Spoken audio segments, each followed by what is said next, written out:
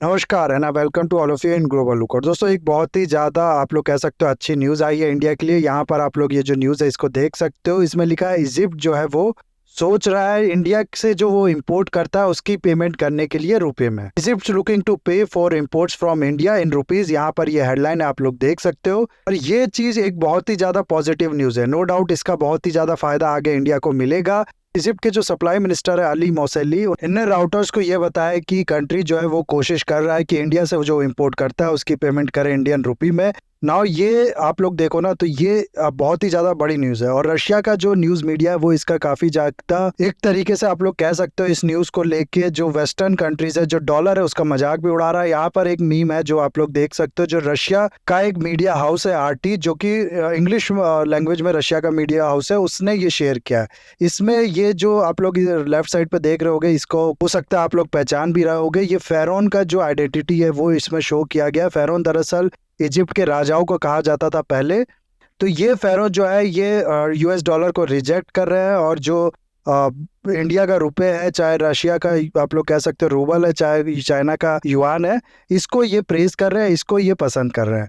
इस तरीके के जो मीम है वो शेयर किए गए आरटी के ट्विटर अकाउंट से। और इस तरह के काफ़ी मीम आप लोग देखोगे ना, तो वो शेयर किए जा रहे हैं ऑनलाइन इस समय।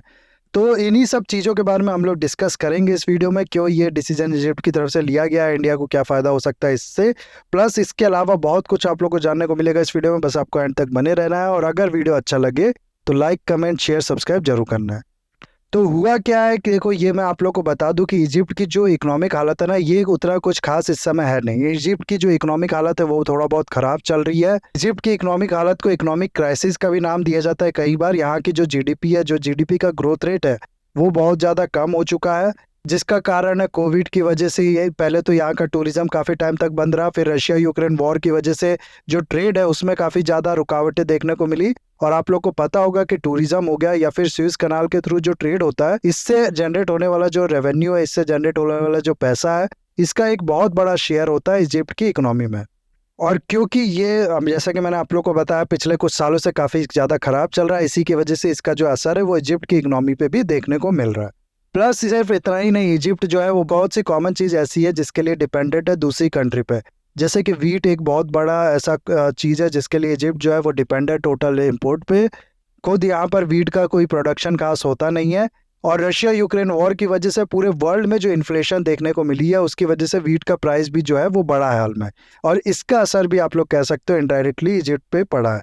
इसी तरह के बाकी रीजंस की वजह से इकोनॉमी जो हालत जो है इजिप्ट की, वो कुछ खास है नहीं। उसकी इकोनॉमी जो है वो है, आप लोग कह सकते हो कि डाउन ट्रेंड पे चल रही है। प्लस इन्फ्लेशन व रिकॉर्ड तोड़ रहा है इजिप्ट में। और जो बीपीएल है यानी बिलो पॉवर्टी लाइन के अंदर जो लोग हैं वो उनकी संख्या लगातार बढ़ती जा रही है। कोविड से पहले ऐसा बताया जाता है कि 30% पॉपुलेशन जो है वो बीपीएल के अंदर आया करती थी, और कोविड के बाद रशिया यूक्रेन वॉर के बाद आज के टाइम पे ऐसा बताया जा रहा है कि 60% पॉपुलेशन जो है वो इस समय बिलो पॉवर्टी लाइन के अंदर आती है इजिप्ट में। फिर यहाँ की अगर हम लोग करेंसी की बात करें, तो इजिप्ट की करेंसी का भी नाम जो है उसको पाउंड ही कहा जाता है। और इस करेंसी की वैल्यू अगर आप लोग देखोगे ना, तो ये लगातार बहुत ज़्यादा गिर रही है पिछले कुछ टाइम से।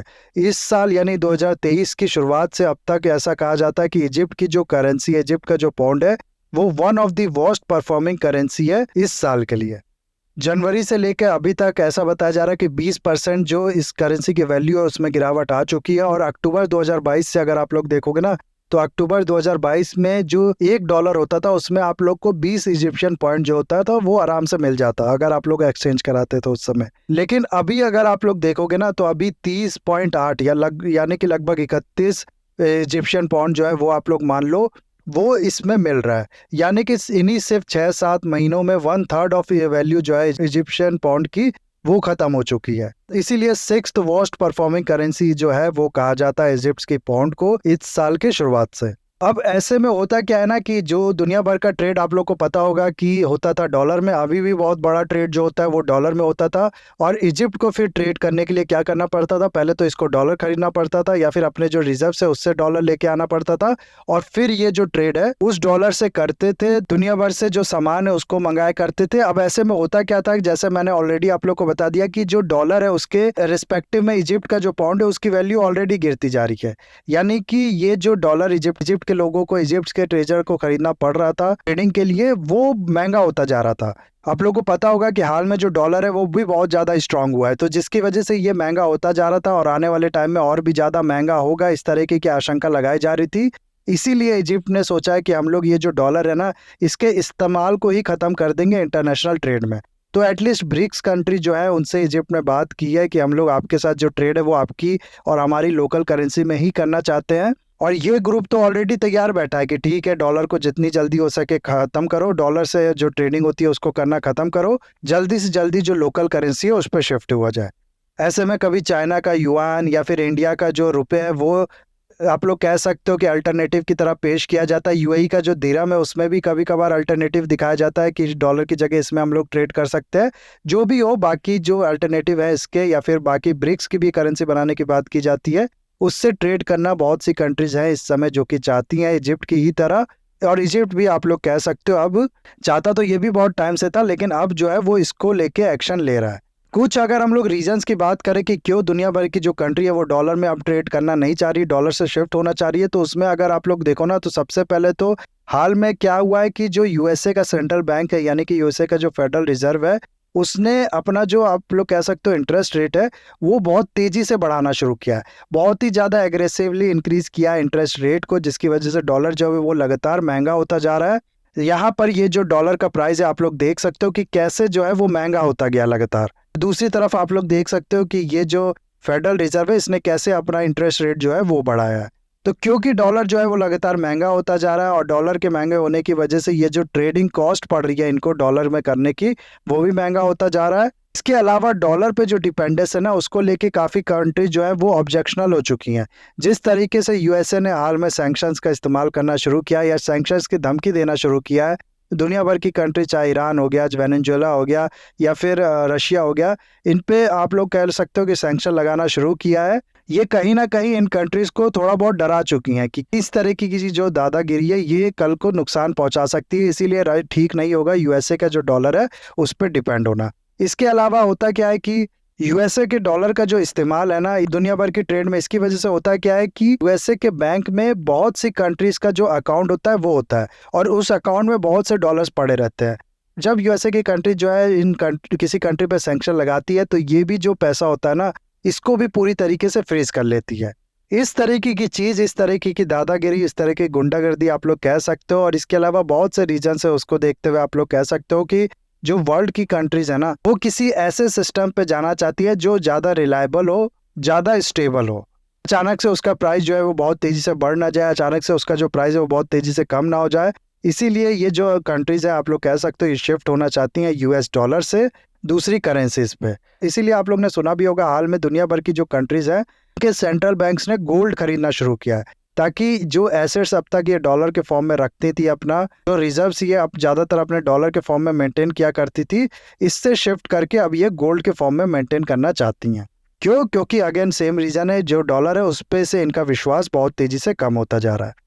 तो ऐसे ही बाकी कंट्री जैसा कि मैंने आप लोग को बताया वो भी डॉलर से शिफ्ट होना चाह रही हैं, इजिप्ट भी उनमें से एक है। आप लोग को यहाँ बता दूं कि जैसे ही ये मिनिस्टर की तरफ से इजिप्ट के स्टेटमेंट आया, इससे कुछ टाइम पहले ही ब्लूमबर्ग ने एक आर्टिकल पब्लिश किया था जिसमें ये बताया था कि इंडिया जो है वो इजिप्ट को लाइन ऑफ क्रेडिट दे रहा है कि हमसे आप लोग ट्रेड करो और इसका जो पेमेंट है वो आप लोग धीरे धीरे बाद में करते रहना।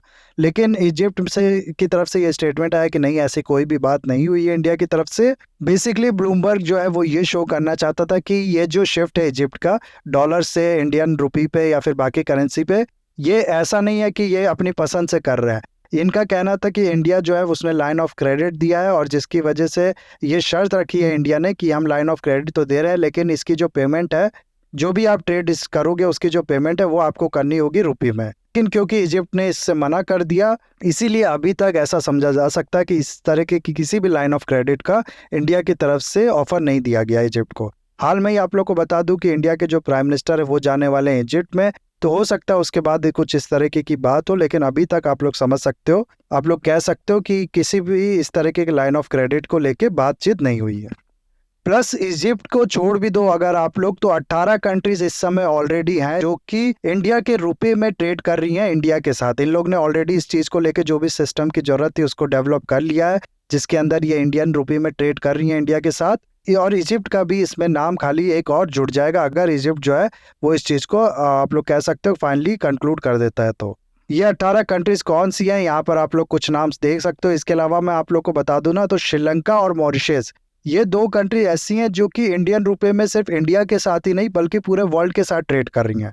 यानी कि श्रीलंका किसी भी कंट्री के साथ अगर ट्रेड कर रहा है तो उसके बदले में ये जो पेमेंट है वो कर रहा है इंडियन रुपये में।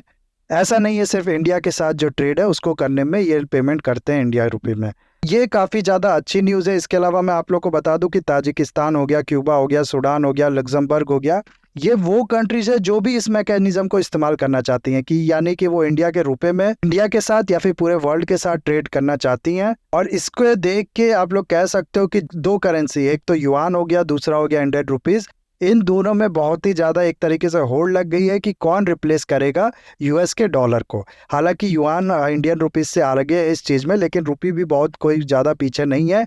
और ये अगर आप लोग छोड़ भी दो इस पर, अगर हम लोग थोड़ी देर के लिए बात नहीं भी करें, इन पूरी पिक्चर से एक चीज़ जो बहुत ज़्यादा क्लियर है वो ये कि डी डॉलराइजेशन जो है ये अभी केवल ये सिर्फ शुरुआत नहीं बल्कि बहुत तेज़ी से जो पेस है वो भी पकड़ चुका है। डी डॉलराइजेशन आई होप आप लोग को पता होगा, इसी चीज़ को कहते हैं कि डॉलर में ट्रेड ना करके बल्कि दूसरे करेंसी में ट्रेड दुनिया भर की जो कंट्रीज करना चाह रही हैं उसको कहा जा रहा है डी डॉलराइजेशन। और इसके बारे में जैसा कि मैंने आप लोग को बताया बहुत तेज़ी से हम लोगों को शिफ्ट देखने को मिल रहा है। और जैसे जैसे इंडिया का रुपये का जो इस्तेमाल है वो आप लोग देखोगे जैसे जैसे बढ़ेगा वैसे वैसे इंडिया की जो इकोनॉमी है उसको भी फ़ायदा मिलेगा। एक तो रुपये जो है उसका प्राइस बढ़ेगा, आप लोग कह सकते हो रुपये की जो वैल्यू है उसकी वो बढ़ेगी। क्योंकि होता क्या है ना कि मान लो इंडिया ने कोई सामान किसी कंट्री से मंगाया, इंपोर्ट किया और इसकी पेमेंट की रुपये में, और ये रुपये जब उस कंट्री के पास चला जाएगा तो उस कंट्री के पास और कोई ऑप्शन नहीं बचेगा बल्कि इस रुपये को इसको इंडिया की ही इकोनॉमी में इस्तेमाल करना पड़ेगा, या फिर किसी ऐसी कंट्री के साथ वो इस्तेमाल कर सकता है ट्रेड करने के लिए जो कि उसके साथ बायलैटरल ट्रेड में रुपये को एक्सेप्ट करे।